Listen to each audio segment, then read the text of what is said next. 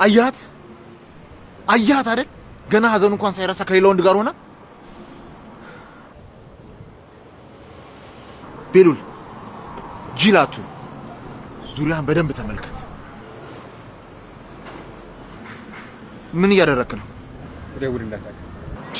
እያያት ምን አስጠየቀ?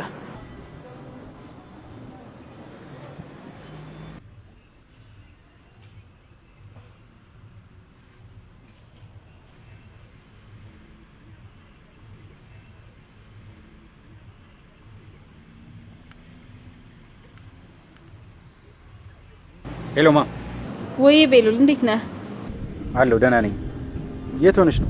ፈልጌሽ ነበር። ወይ ሳልነግርህ ስራ ቦታ ከሄድኩ እኮ ትንሽ ቆየሁ። እዛ ሂጄ ነው። ምን ነው ፈለከኝ? አዎ ግን ስራ ቦታ መጥቼ አጣሁሽ። ምን? አይ እኔ ስራ ቦታ እኮ አይደለም ያለሁት፣ የአባት ስራ ቦታ ሆኜ ነው።